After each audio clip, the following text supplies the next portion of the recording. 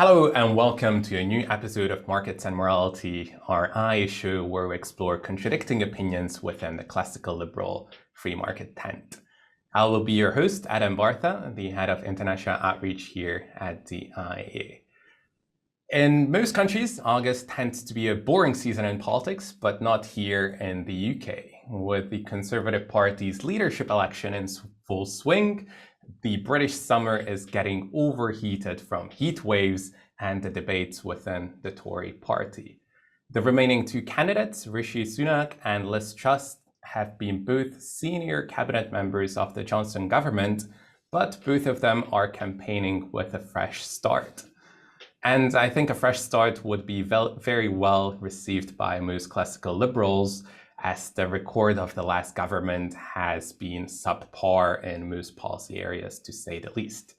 So today, I'm delighted to welcome two great classical liberal friends of the IA, Andrew Lillico and Conor Axiotes. Andrew is the Executive Director and Principal of Europe Economics, and he has been providing advice on economic matters to clients around the world.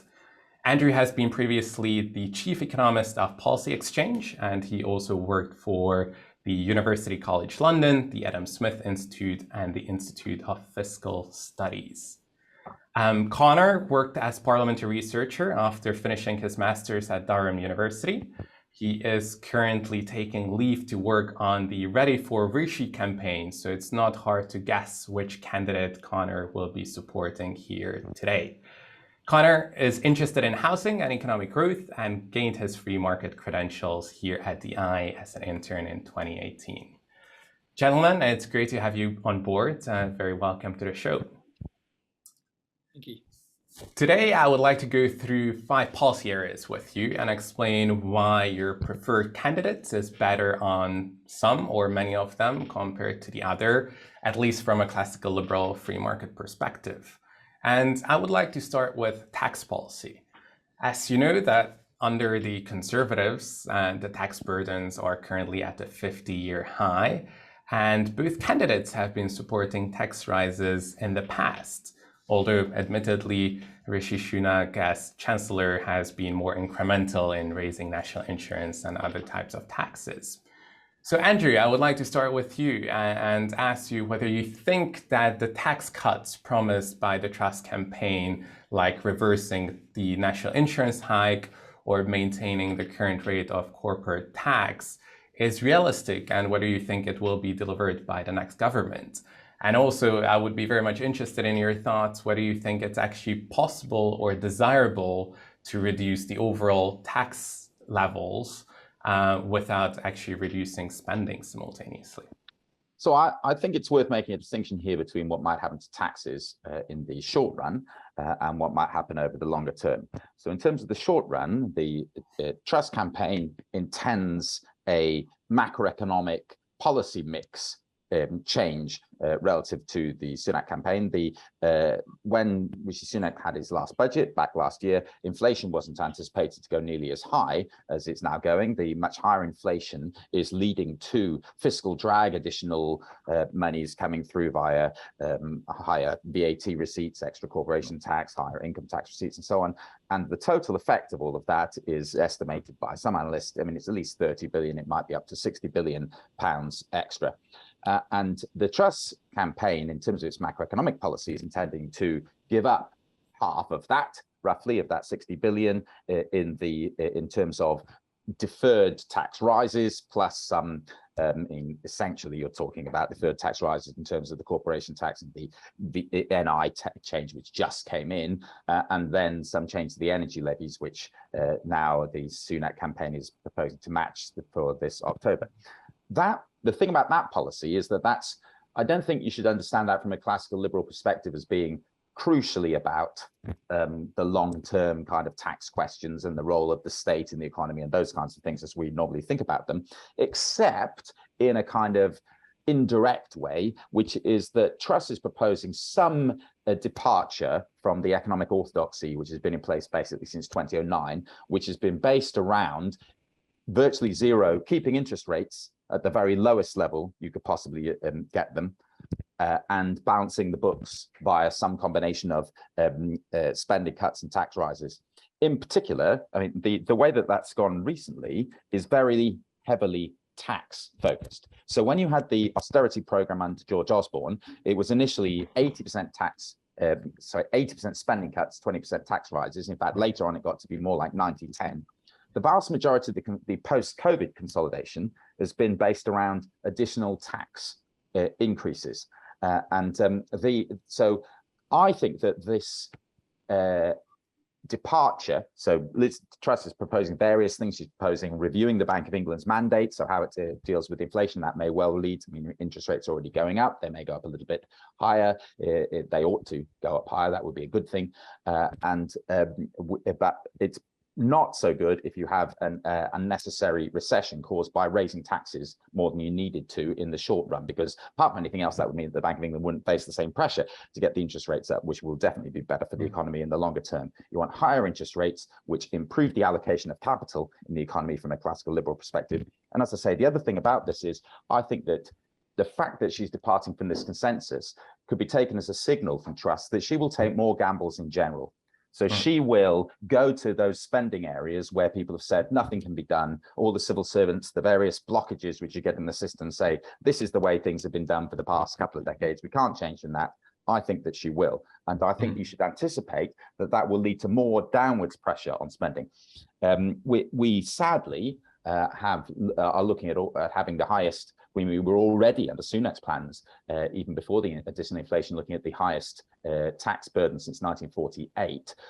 So we're not talking about low levels of tax here in the economy. We're talking about the highest levels of tax that we've seen in the vast majority of people's lifetime. So even getting a bit of a chunk out of that would be some kind of progress. I'm not expecting Truss to be transformative on that in the short term, but I would see that as being an area of difference. I think Sunak will be more conventional. He'll take fewer risks, make fewer mistakes. You should expect her to make more mistakes and have to have more U-turns and changes. But he will be a bit more conventional. She will be a little bit more aggressive. Neither will probably be transformative in the short run.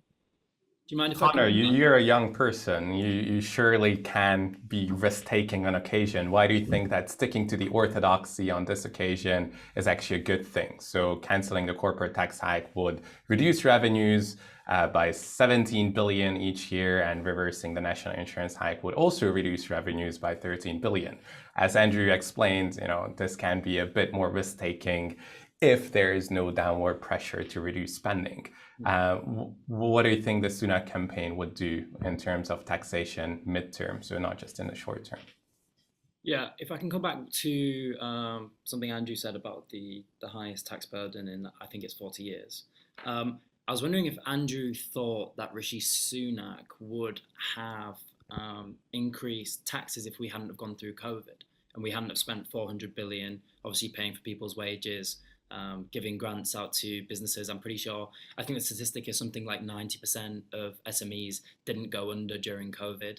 And that was all because of, Rishi's measures when it came to, furlough, the grants that he gave, the various grants that he gave to small businesses. So I was wondering, looking at the counterfactual, whether Andrew thinks that if we hadn't have gone through COVID, do you think the trend, Rishi Sunak's trend in terms of tax policy, would have been to decrease policy? Because I don't think it's in his instincts as a politician and a chancellor actually to increase tax.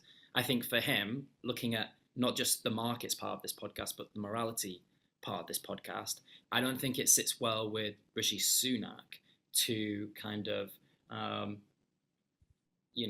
push these debt payments onto our grandchildren and let them take up the bill for paying for the COVID measures. So yeah, I was just wondering what Andrew thought about that first. Okay, what I think about that is that we're talking about where the tax burden and spending might be over the longer term rather than specifically in the COVID period. Yeah. I think that what would have happened is that Boris Johnson is probably the most left-wing conservative in the House in terms of public spending. If you went back to 2009, he was talking about dig for victory and saying that we should have all of these massive Keynesian programs. If you think about the things that he would have liked to have done, bridges over the Channel or tunnels to Northern Ireland and all that kind of malarkey, I think if there'd been more money around, he'd have done more of that stuff. Even with COVID, they didn't, incredibly to me, cancel HS2. I just find that an absolutely unfathomable decision that you wouldn't cancel HS2 in the environment of COVID, because we're going to have completely transformed travel arrangements in the UK. It's a massive white elephant. I think that he would have done all of those things, and whoever his chancellor was would have had to go along with him. And I think one of the problems with Sunak is, whatever his instincts might have been if he'd started with a blank slate, he carries the political baggage of having been Boris Johnson's high spending, high tax chancellor. And he has found it difficult to resolve from that. And he would need to say, I was made to do a load of things that I wouldn't have done myself. And I suspect actually some of that might be true. But the problem is that if you repeat things for long enough, I mean, you just got to hear him talking about the NHS and things like that, how much he loves the NHS and how important it was. And it was important to increase the spending because we need the NHS stuff to go up.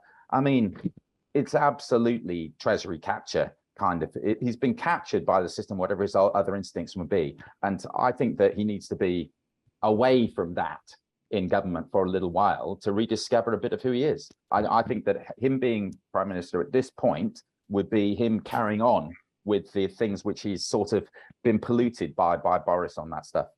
But putting the past aside, Connor, how do you see the future of Sunak when it comes to taxation? Do you think that once things stabilize after COVID and after the Ukrainian war, he would be actually a low tax candidate or a low tax prime minister? Or is he a bit more like Boris Johnson, that he thinks spending can be a good thing and an important part of his role as prime minister? Yeah, so look, Rishi has Thatcherite instincts. And I think that's integral to who he is as a politician. But I think for him, his key priorities are, first of all, to tame inflation. Then it's to grow the economy. And he's been trying to, he has been putting out a lot of policies, some quite pro-growth policies, and then cut taxes. So for him, I'm sure Andrew probably knows more about it than me. But it seems like doing tax cuts now when inflation is, expected to still keep going up until December this year and probably not start going down until well into next year. It kind of seems that a lot of the gains from the tax cuts, the benefits that people are going to get a month, are going to be swallowed up or exacerbate inflation. I know most of it is monetary policy that affects inflation, but still, I think you're giving people these tax rises, these tax cuts at a time when, we should be, that's probably not the best thing we should be doing in terms of inflationary pressures. So timing matters. A lot of, obviously, sure. Yeah, and obviously, and you heard Patrick Minford come out and say interest rates will probably go up to 5 to 7%. So even if you add up all of the tax cuts that Liz Truss wants to put through, people are still going to be £500, £600 a month worse off for the increase in their mortgage payments. And I know Andrew's chomping at the bit to reply to that point. Andrew, do you want to come in very shortly and explain what Patrick Minford has been saying on that? Yeah, Patrick Minford didn't say that. What Patrick Minford's forecast is that interest rates peak in this cycle at between 2 and 4%. He thinks it's about 3% is where they're most likely to peak. Yeah. What he said was that if we could get ourselves back to the sort of economy we had prior to 2008, in which across the economic cycle you had peaks of 5 to 7%, that would be a lot healthier an economy. He wasn't saying that Truss is, I mean, if only it was so simple to get back to a pre-2008 economy by merely doing 30 billion of short-term tax cuts, that would be fantastic. But alas, the process of restoring us to an economy where we can over time have a healthy 5 to 7% peak in interest rates, that's not sadly going to happen in the short term. In terms of other things, I mean, on the inflation point, Sunak, I think, really has a political problem here in that when he was chancellor, he did nothing about inflation. We at the IEA, the IEA's Shadow Monetary Policy Committee, of which I'm the chair and Patrick Minford's a member, we warned about inflation all through last year that it was going to happen, and Sunak did nothing. when he was the chancellor. In fact, he didn't even accept that inflation was anything to do with him. Yeah. All he ever seemed to do was just to do extra spending to mitigate the impacts of it. And so claiming to be Mr. Anti-inflation now is quite difficult for him. Again, he might say, well, that was really Boris stopped me doing it, but he hasn't tried that approach. Another thing, just one last thing, because I've spoken a lot, I want you to have more of a go, is that I think that that Sunak would bear the difficulty if he were to have cancel the tax rises now, that there might not be the pressure on the Bank of England to raise interest rates as much as they ought to. So that actually might lead to higher inflation if he were to do it. Because over time, over the past, since 2007, there have been more than 30 letters written by governors to chancellors of the exchequer explaining why they missed their inflation forecast, and not once has any chancellor written back to admonish them for doing it. Truss is saying she wants to review all of that and see whether the framework needs to be looked at again. And I think that would lead to some additional pressure on the Bank of England to actually meet the targets that they were set. Whereas Sunak, so I think it might well be true that if Sunak were to cancel these things, then inflation would go higher. Under Truss, though, the consequence will be that interest rates go a little higher. Sadly, we won't have an economy strong enough for them to go to 7, but it might be that they would be 3.25 or 3.5 instead of 3. Because if that'd be no bad thing. Up to 7%, there'd be a recession. Oh, well, yeah, but I mean, what's going to happen here is if you have the tax rises, we'll get a recession, and that will reduce the pressure on the Bank of England to raise the interest rates. It's that way round. Yep. It's not. I mean, inflation and interest rates is definitely an area that we could discuss for many, many hours, but I would slightly like to move the gear and talk about the regulatory framework a bit. Because after Brexit, obviously, regulatory reform has been a massive part of the discussion. Connor, you mentioned that you think the Sunak campaign is very much a pro-growth campaign. So I'm interested in your thoughts, what you think the biggest regulatory concerns of Rishi Sunak may be. What do you think he would reform first, second, and third if he were to become prime minister? Yeah, so one of the big things he's already done is introducing the super deduction, which lets people write off 130% of their capital investment, which is I think it was on the FT saying it's one of the biggest UK tax cuts in history. This is something that we'll be able to go forward with once we get rid of, is it Solvency II that keeps us into certain EU regulations? Are they the ones? Yeah. I know Rishi is wanting to reform that heavily, and it's well worth remembering as well that Rishi was the original Brexiteer.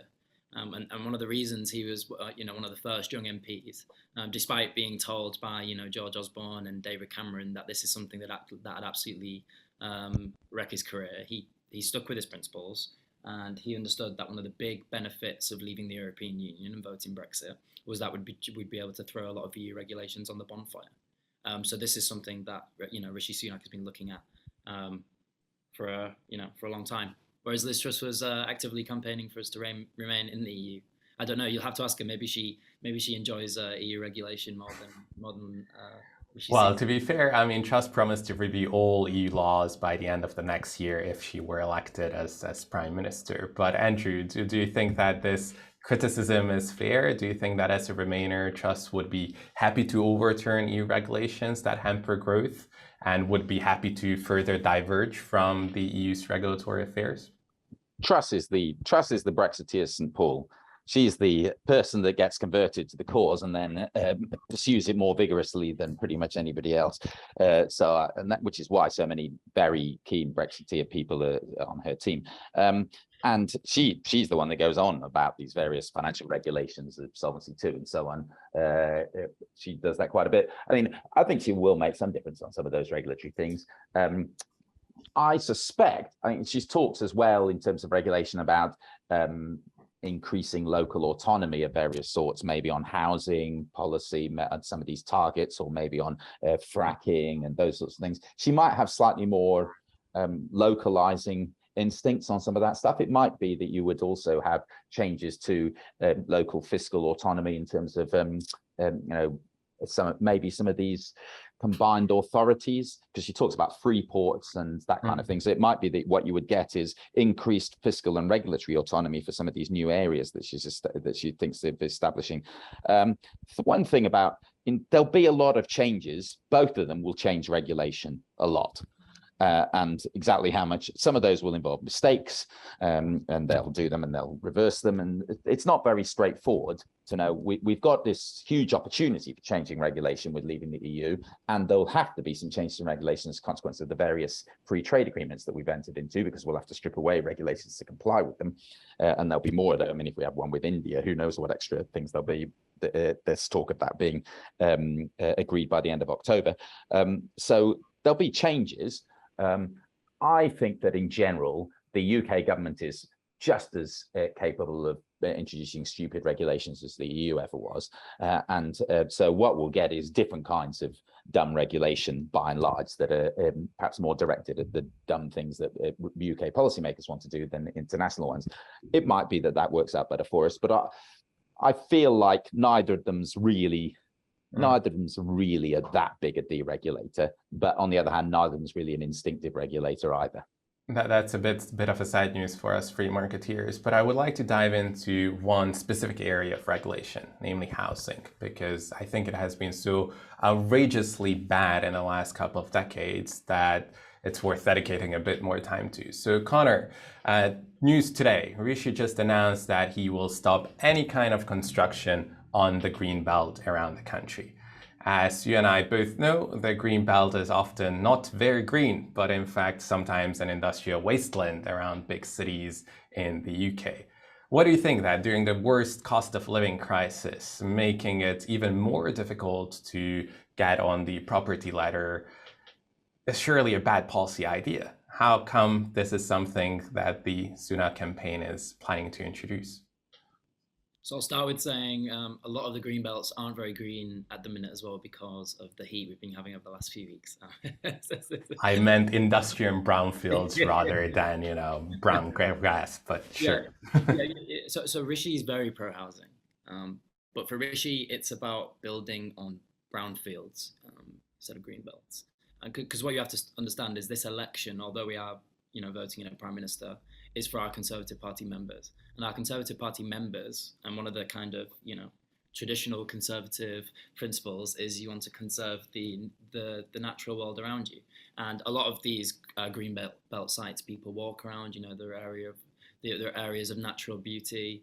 And these are things, Rishi here can have his cake and eat it. And, in that he wants to build more houses on brownfield sites, but greenbelt sites that people enjoy being around. That's not somewhere that he wants to build houses. That doesn't mean he's not pro housing. He's just pro sensible policy when it comes to housing. I think something like 5 to 6% of the UK is built on, and that's housing, infrastructure, everything else. So there's a lot of space out there in the UK to build housing. We don't have to build them on green belts, even if you think they're not so green sometimes.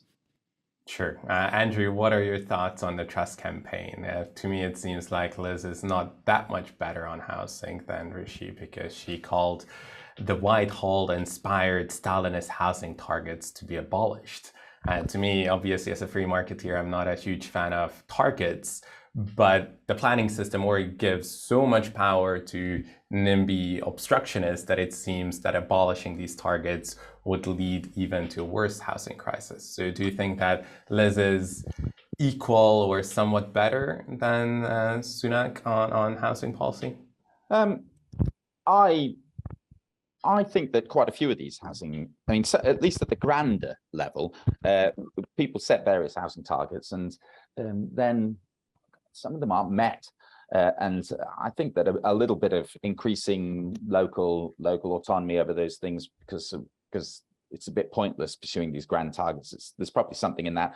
Also, one of the things that I feel about that actually is that in the post-COVID era, I think there's going to be quite a lot of change in like where people live relative to where they work, and some of the forecasts of increased flow into the southeast and extra people living in London and stuff like that are all going to be very obsolete. And that if we ended up with too centrally directed a set of targets in that environment, what's likely to happen is you're going to screw up and then build a load of houses in places you didn't really want. And then you're going to regret it because you're going to say, well, I'm now going to have to rewild, I've damaged the environment in this area and I'm going to have to go and rewild it later. So I feel like, I think that a bit of healthy skepticism about the ability of policymakers to properly anticipate what the social and economic flows are off of the back of something as significant as the COVID event is probably warranted. More generally, I'm a bit of a skeptic about the whole idea of there being a significant housing crisis. The thing I think is the right approach to all of these things is going back to some stuff that we had earlier. If we can get interest rates up higher, then higher interest rates will mean lower house prices, and that will make housing more accessible to young people because they will find that they need much lower deposits relative to their incomes. Once you back to monetary policy, right. Once you address that question, you get the interest rates up. That will a lot of the antipathy is really not the problem that people have is that they think that housing is very expensive. That's what they think. It's not really that you can't get hold of a house. It's just that they're enormously expensive. And if interest rates were higher, then houses would be a lot cheaper and people wouldn't talk about this stuff. Okay, interesting. And switching topics again, I would be very interested to hear your thoughts on foreign policy for both candidates. I think one of the few positive legacies of the Johnson government has been the fact that the UK has been the biggest supporter of Ukraine against Russian aggression. Andrew, how do you think that foreign policy under a Truss cabinet would change or would remain the same vis-a-vis Russia, but also our other NATO allies? Well, I think she'd be pretty hawkish in general about the Ukraine situation, probably just as hawkish as Johnson. She's not going to be getting into, the same level of hawkishness. It's not like we're going to be doing anything that risks direct military engagement. One of the issues with that is that I think that if it goes on through the winter, we're going to have a peeling away of much of our European allies. And I think Biden's going to tire as well. So probably the quite large amount, the $36 billion or whatever of equipment, that will all go through from the US. But by the winter, if the fighting's still going on, it's going to be the UK plus Poland, Slovakia, and those kind of things are going to be the only ones left backing the Ukrainians.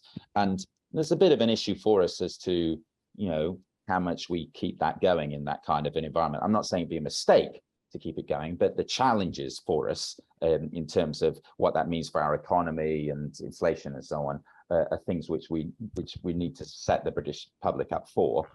There's talk, for example, already of the energy price cap going well above 4,000 later in the year. There's no immediate sign of the fighting coming to an end, and even if the Ukrainians made some significant breakthroughs, it's not clear that that would lead to the end of sanctions on Russia. They probably wouldn't disappear even if we drove them out of everywhere but Crimea quickly. In terms of other things, I don't think that's really the big action between them, because I suspect that Sunak could be pretty similar. I think that Truss is going to be more pro-Commonwealth than and particularly probably more pro-Canada, Australia. That's we've had things than Sunak. Sunak probably a little bit more pro-US. And I think he'd get on a little bit better with the kind of US set. And I also feel like Sunak might be slightly less confrontational with the EU. It won't be a big difference between them, but he might be bluffing more on some of the NI protocol stuff, and Truss might push through. So it might be better to bluff. It's a complex question, but that's the kind of thing I think. I think that Truss is more likely to pursue with a bit more energy some of this engagement in Southeast Asia, containing China a bit more, that kind of thing. I think that painting Sunak as pro-China is a bit, it's a bit much. He's not really pro-China, but I feel like his focus in the world of the things that he's going to be interested in is going to be a bit more America and Europe and emerging markets, whereas she may be a bit more Canada, Australia, Commonwealth, Africa, somehow those sorts of things as in terms of the world pattern. Well, Rishi actually recently announced that he considers China as the UK's #1 security threat rather than Russia. So Connor, what's your opinion on that? Is this actually a realistic analysis of UK foreign policy at the moment? What are your views on Sunak's future foreign policy? Yeah, No, I think you're right. I think Liz, to be fair to Liz, she's in the same position as well. Ari China. And I think, like you said, China is the strategic threat, the strategic short, medium, and long-term threat. And to talk about Russia quickly as well, I think over the last few years there've been very, very few big kind of foreign policy wins from the Boris Johnson government. And I think one of the big ones you can say is the amount of funding and the amount of help.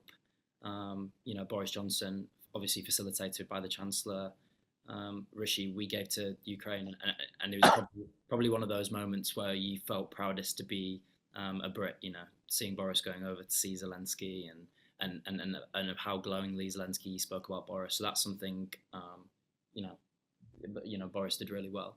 And with Rishi, that will definitely be a continuation. There was no friction every time Boris came over to Rishi and said, can we have some more money for Ukraine, or we want to send these ballistic missiles, or not ballistic missiles, javelin missiles. And that was something that Rishi was more than willing to do, and I think would continue into a Rishi premiership. And how do you see the future relationship with the EU, Connor? So do you think that Truss is and her history is a bit more problematic when it comes to EU-UK relationships? Do you think that Rishi would be able to reset the dynamics of this relationship in some way? Yeah. In some way, I see a lot of parallels, maybe just personality-wise, between Macron and Rishi. And I think with it, and I don't think Rishi will be softer when it comes to the EU, and I still think he'll push through the Northern Ireland Protocol stuff. But I think there'll definitely be some kind of impasse, some kind of less stressed relationship with the European Union, which we all want. No one wants to have that kind of relationship with your neighbour just because we decided to leave and take back control, to use a previous leadership's tagline. Andrew, do we all want that? Do you also think that Truss would contribute to a more relaxed relationship with the EU in the future compared to the Johnson government? I'm not sure. From what I see from Truss, I don't think she's, at the top of my head, I can't think of anything disadvantageous she's done with the European Union, but I think it's probably in her character to be a little bit more frictious. I don't know. What do you think, Andrew? I think she's a little bit more ideological than Sunak, and I think that she does. I think that she really, I don't think she's bluffing with the NI protocol stuff, and I think that what she thinks is that we only really get a healthy relationship with the EU once things are reset to a properly just solution. So that it might be that what would happen is that under Sunak things would sort of tick along never quite happily, whereas Truss, you get a shorter term crisis of some sort, and then whichever way you go, you then end up with some sort of more peaceful resolution. I feel like she's a more confrontational character. She's going to take more risks. So things are going to go wrong, and then somehow they get resolved. And that's my feeling with her. And I think there'll be quite a lot of foreign policy aspects like that. People, we won't be as liked by the people who don't like us, and the people who do like us will like us more under Truss relative to Sunak. Yeah, and I think after 6 years of relative foreign policy flux, I think to be able to, for everything to be reeled in by a more sensible, pragmatic Rishi Sunak is something I think a lot of people are clamoring for. Well, it's clear that, Connor, you're supporting Rishi, and Andrew, you're supporting Truss. But if you had to bet, where would your money be? Who is going to be our next Prime Minister in October 2022? Andrew? The betting markets show that Truss is considered marginally more likely to lead the Conservatives into the next election than Starmer is to lead Labour. So I think the election isn't over, but I mean, if it was a boxing match, they'd have stopped it by now, I think, to be perfectly frank. So I always really, to be honest, I always thought it was between Truss and Badenoch. The only question was which of those two made it through. So I think Truss is going to win. It might be the largest margin. That would be quite big. Or was it 60 8:32, 69, 31 was the previous record. She might reach 70. I think she's going to win very easily, which doesn't have to really be a reflection on Sunak unless he makes it one. It's just she's so much well aligned with what the members want now, and Sunak isn't quite what they're after at this point. Bit more experience. 10 years time, he might be exactly what they want, but this time she's the answer. Connor, what's your prediction? Is it possible to turn around? Yeah, 100%. I think you see the gap in the. I'm on the odds checker every day, so I've been looking. The gap seems to be somewhat closing. And the Sun did another poll today, which showed that to be true as well, and that a lot of the don't knows are actually coming over to us. And it seems that the support with the membership is kind of coalescing around the 48% point for Truss. But I'll give Andrew that if this were a boxing match, maybe we are in the 11th round looking for a knockout over the next few weeks, but we will be working very hard to make sure that Rishi Sunak's the next Prime Minister of the United Kingdom. Connor, Andrew, thank you so much for the great discussion. I very much enjoyed the conversation. I hope so did our audience. Thank you very much for joining us. If you're interested in the debate, do share your thoughts below this video or by following IE London on Twitter. If you're allowed to vote in this leadership election, then I hope that this discussion contributed to the informed choice that you're about to make. And also special thanks to our donors, without whom our work at the IE would not be possible. If you do wish to contribute and support our work, consider subscribing to our Patreon account, where you can receive some exclusive content and have a sneak peek into behind the scenes as well. But for now, thank you so much for joining us, and I hope to see you in 2 weeks' time again. Well, if you enjoyed that conversation, why not watch one of these other videos? And while you're here, remember to hit the subscribe button and the notification bell. That way, you'll never miss out on a single IEA broadcast.